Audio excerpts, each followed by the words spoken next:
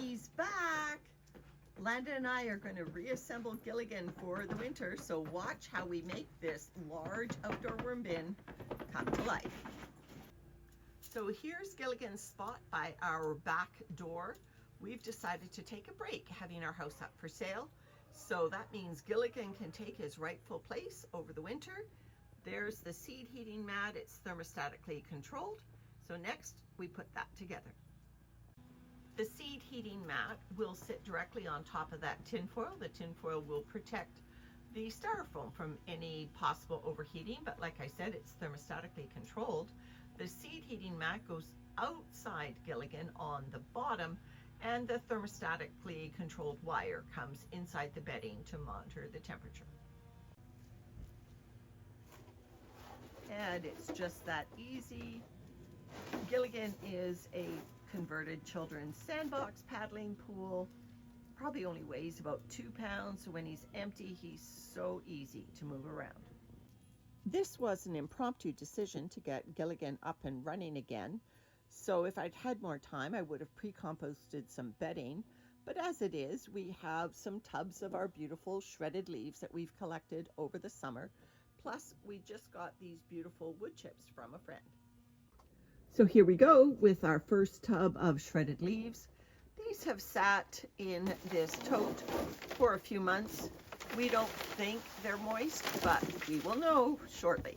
Oops, that's a bit of a high mound, Landon. Maybe a little bit too much. There we go.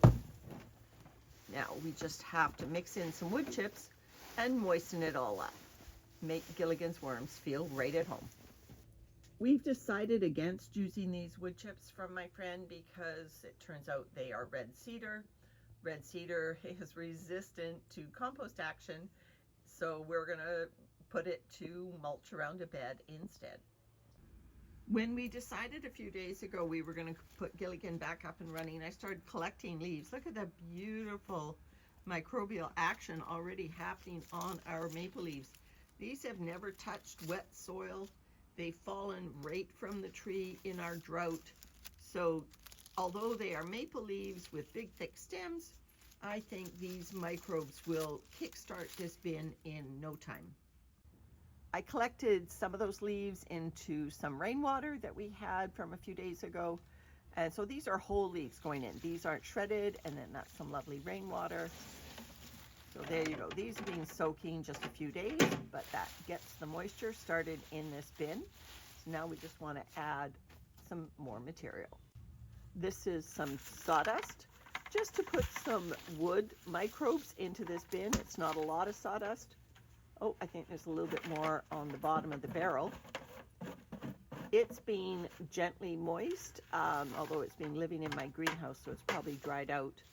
But wood, because of the surface and all the porosity of the wood, all the little crevices, is great for harboring microbes and building up a healthy microbiome for a worm bin. Plus, if you do put wood chips in a worm bin and you're worried about them not being finished decomposing by the time you harvest your bin, wood chips are easy to pick or sift out. Just top dress with a few more shredded leaves. These are quite finely shredded leaves, so Gilligan's worms will go through these in no time.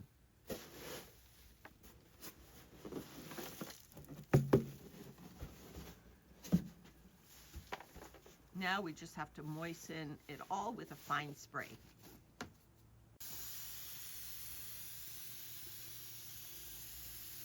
Gilligan does not have any drainage holes.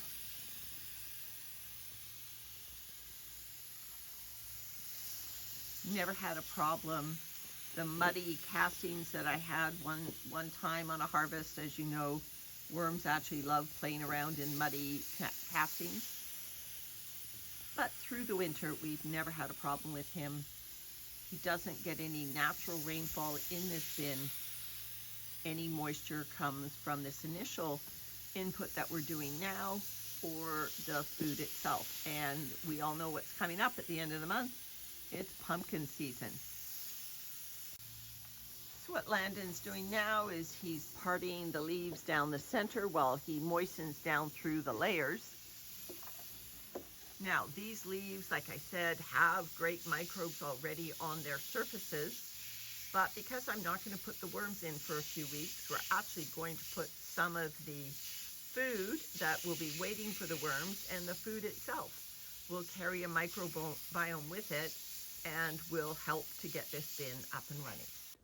Okay, so most of these food scraps are going in frozen. Landon's just putting them down this trench.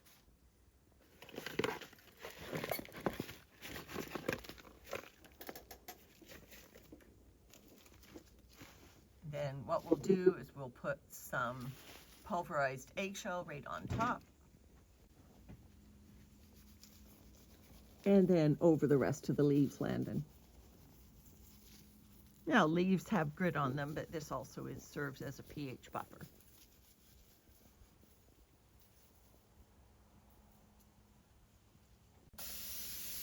More moisture on the eggshell, and then Landon's just gonna give it a little bit of a stir, keep the food down the center, but just make sure that we don't have any big dry spots in those leaves and the sawdust combined.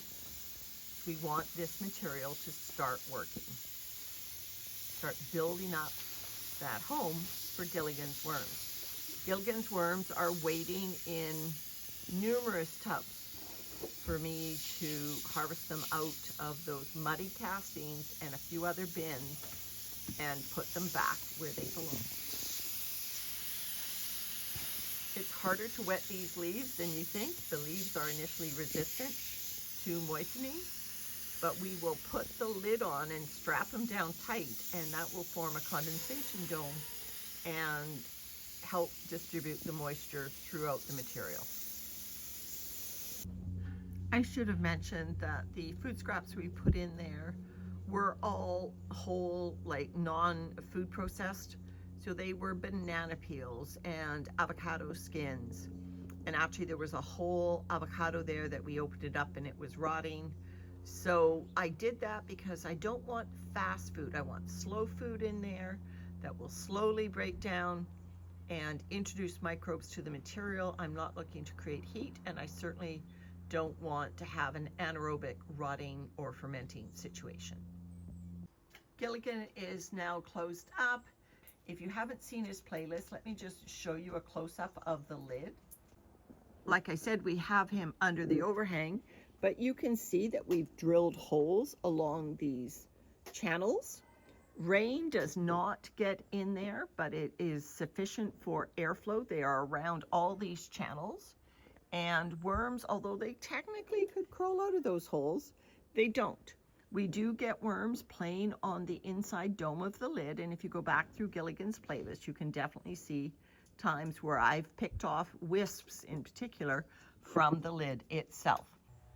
All right, it's only been 4 days, but I pulled some worms out of castings, and I was gonna add them like to Cinderella or my tower system, and I thought, you know, Gilligan's sitting here, and you know, I can introduce worms into this system even though I think it's premature.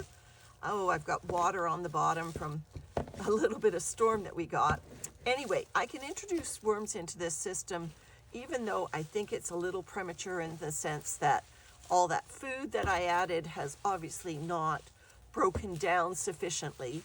But what I'm going to do, you see me just digging a little area here, and there is a puddle down here. I am very well aware of that. So I will put some drier leaves down there. And what I'm going to create is I'm going to give the worms their own area. Obviously, I've pulled them out of castings. They've got lots of their own bedding with them. And so I'm going to just invert. These are chunky bits of bedding that I pulled out of those wood chip infused muddy castings. And so there's lots of chunky bits of bedding, some avocado pits, and worms in these 2 containers. So here, and these worms were originally from Gilligan. So there they go. There's 1 container going into Gilligan. So lots of worms in here. And let me just do that with the second container. And I will see the worms left in this container. I'll just invert this at the end to make sure they all come out. So now just the second container.